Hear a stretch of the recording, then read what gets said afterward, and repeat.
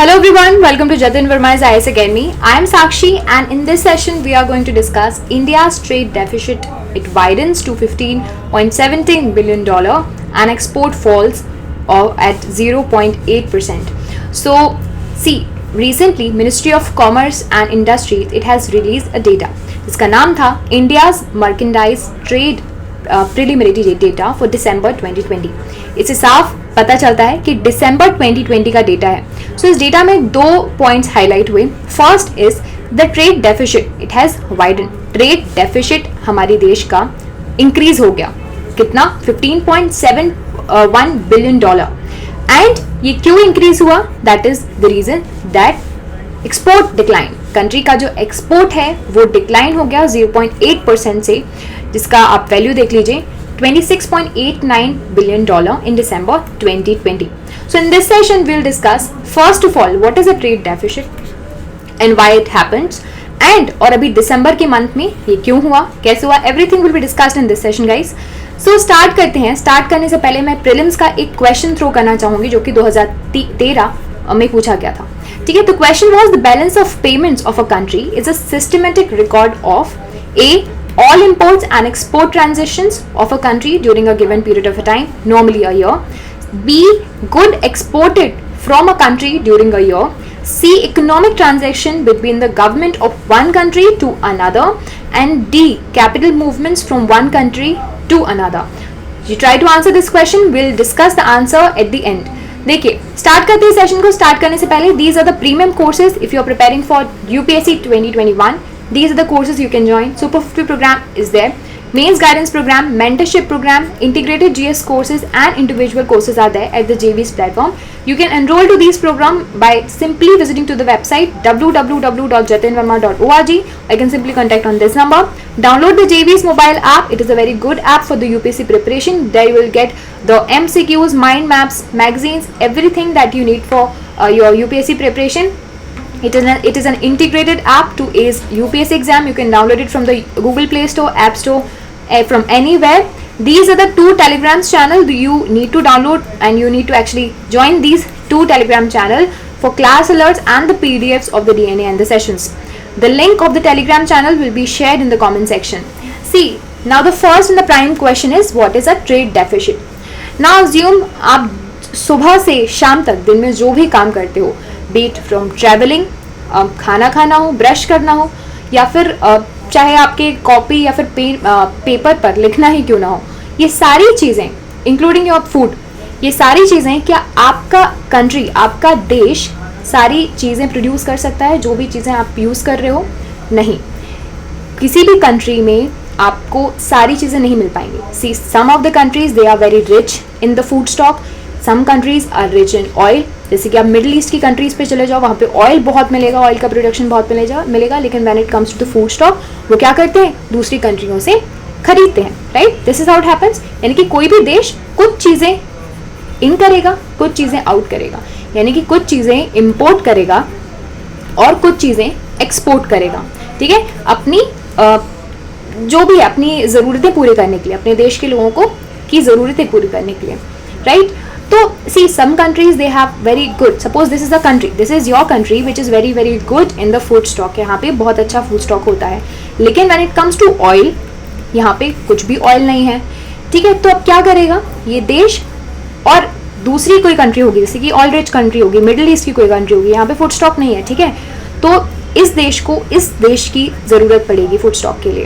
Right, interdependence. Now what will happen कि ये देश एक्सपोर्ट करेगा अपना फूड स्टॉक. ठीक है, और ये जो देश है यानी कि मिडिल ईस्ट कंट्री की जिसकी मैं बात कर रही हूँ, ये यहाँ से इंपोर्ट करेगा oil. Okay, but prices differ कर सकते हैं. यहाँ पे एक्सपोर्ट इसका हो जाएगा इतना और इंपोर्ट हो जाएगा 1 मिलियन. आपको डिफरेंस समझ में आ रहा है इनमें से कितना हुआ? डिफरेंस हो गया 4 लाख. ठीक है, अब ये जो 4 लाख का डेफिसिट हुआ है, this is called the trade deficit. है ना, कि आप अपनी कंट्री से एक्सपोर्ट कम कर रहे हो और इंपोर्ट्स ज़्यादा कर रहे हो. ठीक है, this is called the trade deficit. By definition you can understand the trade balance of a country shows the difference between what earns from its imports and what is paid by it's imports. देखिए, जो भी आप earn करोगे exports से और जो भी पे करोगे इम्पोर्ट्स में, उसका बैलेंस, ठीक है, इसी को बोलते हैं balance of payments. If this number is in negative, that is the total value of the goods imported in the country is more than the total value of the good exported by the country, then उसको बोला जाता है trade deficit, ठीक है, import minus export. अब देखिए, अब हम आ जाते हैं हमारी न्यूज़ पर कि हमारे यहाँ डेफिसिट पाया गया है, ठीक है, डेफिसिट वाइड हुआ है, तो हम उसके लिए करेंगे कंपैरिजन लास्ट ईयर से। ऐसे ही ये डेफिसिट कैलकुलेट किया जाता है। सी, ऐसा नहीं होगा कि नवंबर, अगर दिसंबर मंथ का कैलकुलेट करना है तो नवंबर का जो है बेस माना जाएगा, नो, दिसंबर का कैलकुलेट करना है तो 2019 दिसंबर और 2020 दिसंबर का कैलकुलेशन होगा, ठीक है, that is how deficit is calculated. अब दिसंबर 2020 की बात करते हैं। एक्सपोर्ट यहाँ पे आप देख लीजिए 26.89 बिलियन, ठीक है, और दिसंबर 2020 में इंपोर्ट कितना हुआ 42.60 बिलियन। वहीं दिसंबर में आप देख लीजिए export is 27.11 billion and import is 39.59 USD में बता रही हूँ ये 59 बिलियन। तो ट्रेड डेफिसिट आप देख लीजिए 15.71 एंड 12.49। तो आपको एक्सपोर्ट में मार्जिनल फॉल मिल गई 0.80 की एंड इंपोर्ट्स में इंक्रीमेंट हुआ है 7.6% का। एक्सपोर्ट में फॉल, हम दूसरी कंट्रीज को कम सामान बेच पा रहे हैं, बट दूसरी कंट्रीज पे डिपेंड होकर दूसरी कंट्री से ज़्यादा सामान ले रहे हैं, ठीक है, दिस डिफाइंस द डेफिसिट। एक की हाईलाइट भी देख लीजिए, imports during the 9 months of the current fiscal decline by 29.0%, जो कि आपको मिल जाएगा इस अमाउंट में, against the 364.18 billion in the April December 2019-20। Now क्या सेक्टर्स जो थे जो रिस्पॉन्सिबल थे, क्योंकि दीज आर द सेक्टर्स जहाँ पे आपको नेगेटिव ग्रोथ देखने मिली। कुछ के नाम मैं बता दूंगी, कुछ के नाम आप खुद पढ़ लीजिए। पेट्रोलियम प्रोडक्ट्स में, ऑयल सीड्स में भी नेगेटिव ग्रोथ थी, leather and manufacturers, coffee, readymade garments in the textile, manmade yard, marine products. देखिए, ऐसे प्रोडक्ट्स हैं जो कि जिन्होंने ये सारे प्रोडक्ट्स सबसे ज़्यादा आपके लॉकडाउन में इफेक्ट हुए हैं, ठीक है, petroleum products, of course oil seed, ये सारी चीज़ें। बट कुछ सेक्टर्स थे जहाँ पे पॉजिटिव ग्रोथ भी देखने मिली। खाना पीना तो बंद करोगे नहीं, तो पल्सेस, ठीक है, एग्रीकल्चर प्रोड्यूस में ग्रोथ थी अच्छी खासी, vegetable oils, electronic goods, of course सबसे ज़्यादा तो यहीं पे पॉजिटिव ग्रोथ देखने मिली होगी। घर बैठे हम सबसे ज़्यादा इलेक्ट्रॉनिक गुड्स, मशीन्स, टूल्स, ये सारी चीज़ें यूज़ कर रहे थे। तो all of these things they saw the positive growth. अब देख लीजिए, अब हम समझते हैं कि क्या ट्रेड डेफिसिट जो है वो क्या डिफाइन करता है। What does a trade deficit signify? See, it signifies major 2 points. First is the demand in the domestic economy is not being met by the domestic producers. यानी कि अगर आपको किसी से सामान खरीदना पड़ रहा है, इसका मतलब है आपके घर में, और आपके घर में जो डोमेस्टिक प्रोड्यूसर्स हैं, आपके होम में डोमेस्टिक प्रोड्यूसर्स हैं, वो आपकी डिमांड्स को फुलफिल नहीं कर पा रहे हैं। जब मैं घर बोलती हूँ, इसका मतलब होता है इंडिया, इसका मतलब होता है हमारा देश, ठीक है। तो इसका मतलब ये हुआ कि हमारे जो डोमेस्टिक प्रोड्यूसर्स हैं वो डिमांड फुलफिल नहीं कर पा रहे हैं, इसी वजह से हमें दूसरे देशों पे डिपेंडेंट होना पड़ रहा है। तो ये डिमांड कैसे फुलफिल नहीं कर पाएंगे? फर्स्ट, या फिर इनके कॉस्ट ज़्यादा होगी, एंड सेकेंड कि वो सप्लाई ही ना कर पा रहे हों। The second factor is many a time a deficit signifies the lack of competitiveness in the domestic industries. कि इंडस्ट्रीज कॉम्पिटिटिव, ये जो डोमेस्टिक इंडस्ट्रीज हैं वहाँ पे उनको कुछ इंटरेस्ट ही नहीं है, ठीक है। अब ये फैक्टर बहुत सारी चीज़ों से हो सकता है। कॉम्पिटिटिवनेस क्यों नहीं है? किसी चीज़ की डिमांड ही नहीं होगी तो सप्लाई कैसे हो जाएगी? तो और there are so many factors which are involve in it, but deficit जो है वो 2 चीज़ें सिग्निफाई मेजरली करता है कि producers they are not able to fulfill the domestic demand and there is no competitiveness in the economy, in the industries. अभी competitiveness भी क्यों नहीं थी ये आपको पता चल जाएगा। ये सारे reasons हो गए किसकी वजह से? कोविड-19 की वजह से। उसके पहले भी बहुत सारे इश्यूज हो रहे थे, लेकिन कोविड-19 की वजह से एक थ्रस्ट मिल गया इन सारी इश्यूज को। बट नाउ लेट्स अंडरस्टैंड कि क्या ट्रेड डेफिसिट बुरा होता है जैसे कि हम सोचते हैं? नॉट रियली, क्योंकि no trade is ever balanced. किसी भी अगर आप कंट्री की बैलेंस शीट्स पे जाएंगे, BOP देखोगे ना, तो वो usually it should be balanced, दोनों साइड्स इसके बैलेंस्ड ही होने चाहिए, but usually it never happens क्योंकि इतने सारे ट्रांजेक्शंस होते हैं. So no trade is ever balanced. That's all because the countries have different strengths and weakness. At the beginning of the session I told you, कुछ countries के पास oil होगा, कुछ के पास फूड स्टॉक होगा, किसी के पास स्पाइसेस होंगे. हर एक कंट्री के पास अपनी अपनी स्ट्रेंथ होती है और अपनी अपनी वीकनेसेस होती है. इसी वजह से यहाँ पर आता है इंटरडिपेंडेंस का concept, right. And see, trade it typically enhances the well-being all across the world by forcing the countries to do what they can do most efficiently and procure, that is import from the rest of the world what they cannot produce efficiently. जो वो अच्छे से बना सकते हैं उसको अच्छे से बनाएं और जो नहीं बना सकते वो दूसरों से ले लें. ठीक है, ये वेलबींग ही एनहांस करता है दूसरी कंट्रीज का. प्लस अगर डेफिसिट होता है तो क्या होता है ना, स्टेट यानी कि गवर्नमेंट जो होती है उस कंट्रीज की नेसेसरी स्टेप्स लेती रहती है in order to give better services to the people. ठीक है, सो ये एक तरीके से ठीक ही होता है ट्रेड डेफिसिट. लेकिन अगर ये बहुत ज़्यादा मार्जिन में नेगेटिव में चला जाए तो वो इकोनॉमी की कंडीशन दिखाता है कि उसको कितना लोन लेना पड़ा. सेकेंड ऑफ ऑल कि देखिए, सपोज आप ₹100 से बहुत ही छोटा एग्जाम्पल दे रही हूँ, ठीक है, कि सपोज आपने ₹100 का इम्पोर्ट किया, ठीक है, एंड आपने एक्सपोर्ट किया ₹50 का, तो आपके पास ट्रेड डेफिसिट कितना का बच गया, ₹50 का. अब ये ₹50 की डिमांड आप कैसे फुलफिल करेगी कंट्री? बाय टेकिंग लोन्स, दूसरों की हेल्प लेके. और ये सारी जो लोन्स और ये सारी चीज़ें होती हैं वो eight the end of the day it enhances the wellbeing, क्योंकि गवर्नमेंट कुछ नए नए या तो स्टेप्स लेकर आएगी या फिर पॉलिसीज लेकर आएगी जो eight the end of the day जनता को ही बेनिफिशियल होगी. Look at the outcome of a trade agreements on the consumer instead of the producers, right? एक example ले लीजिए, if cheaper and better quality milk or steel was to come into India, the Indian consumer would benefit as their health improves and their car becomes more affordable. यानी कि अगर हमें दूसरे देशों से मिल्क और स्टील चीप क्वांटिटी नहीं बोलना चाहिए, चीप प्राइस में मिल रहा है और बेटर क्वालिटी में मिल रहा है, तो हम क्यों ना लें. बट ऑल्दो यहाँ के हमारे जो डोमेस्टिक प्रोड्यूसर्स होंगे वो भड़क जाएंगे, बट वो उनको ही एक थ्रस्ट देगा, डोमेस्टिक प्रोड्यूसर्स में कॉम्पिटिटिवनेस स्पिरिट लेकर आएगा कि हम ऐसे प्रोडक्ट्स बनाएं जो कि अफोर्डेबल हों और उनकी क्वालिटी बेटर हो.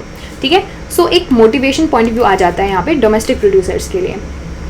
बट देखिए, अब मैं आपके लिए चलती हूँ. फर्स्ट हमने जो क्वेश्चन देखा था प्रीलिम्स का question, that we will solve and will try to solve a mains question as well, जिससे मैं आपके जो फर्दर डाउट्स हैं वो भी क्लियर कर दूंगी. मैंने जो क्वेश्चन पूछा था, the balance of payments of a country is a systematic record of economic transactions between the government of one country to another country, क्योंकि एक ऑफिशियल स्टेटमेंट्स होते हैं ये बैलेंस ऑफ पेमेंट्स. ठीक है, तो जो गवर्नमेंट्स हैं उनके बीच में जो भी इकोनॉमिक ट्रांजेक्शन हुए उसकी डिटेल्स, उसका ट्रांजेक्शन होता है. ठीक है, these other transactions includes the payment of a country's export and import of goods, services, financial capitals, financial transfers, everything. And balance of payments can show if a country has a deficit or surplus.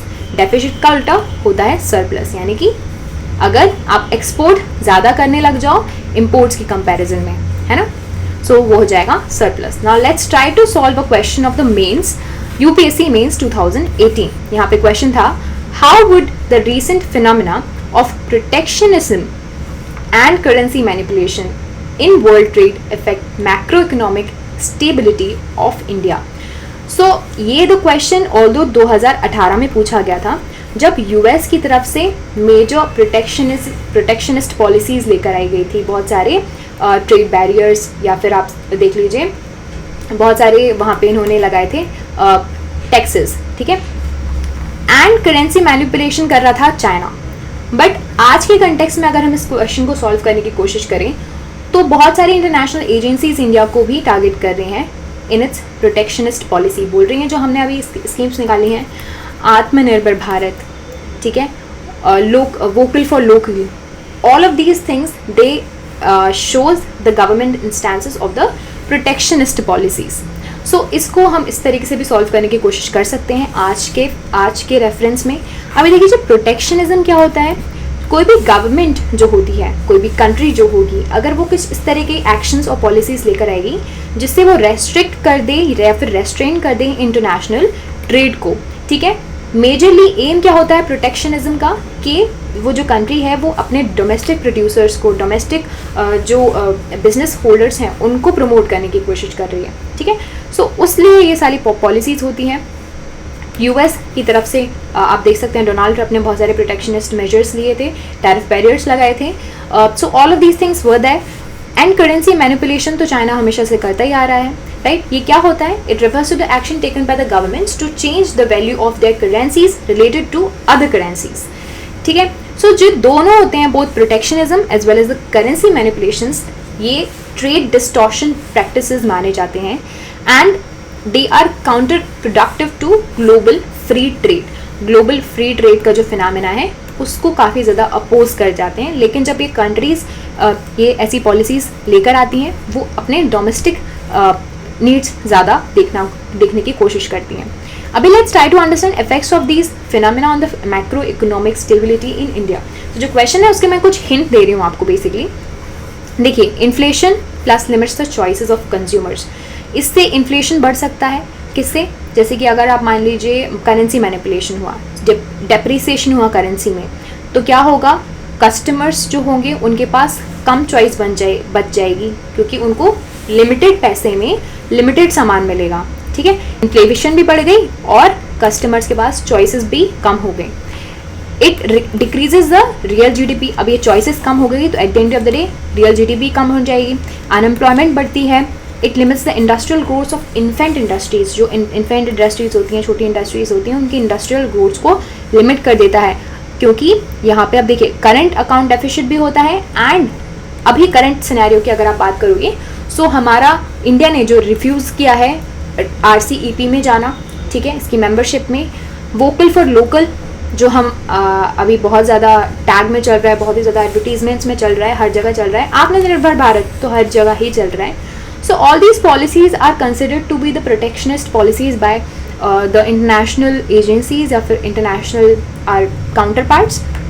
वो बोल रहे हैं, India को criticise कर रहे हैं कि these are the protectionist policies। although इतने स्ट्रिक्ट लॉज हमारे यहाँ नहीं है कि हमने टैरिफ बैरियर्स लगा दिए इम्पोर्ट्स पर या फिर ऐसा कुछ, बट फिर भी हमारा मोटिव ये है कि हमारे जो डोमेस्टिक बिजनेस हैं, MSMEs हैं, ये सारी चीज़ों को हम और बेनिफिट दे पाए, क्योंकि ऑफ कोर्स सबसे बड़ा रीज़न है कोविड-19 की वजह से हमारे जो डोमेस्टिक बिजनेस होल्डर्स हैं, डोमेस्टिक कंपनीज हैं, उन पे सबसे ज़्यादा लॉस हुआ है। In order to tackle that these policies are there, but इसको दूसरे तरीके से भी देखा जा सकता है, जो कि हमने इस सेशन में डिस्कस किया। आई होप आपको ये सारी चीज़ें समझ में आई हो।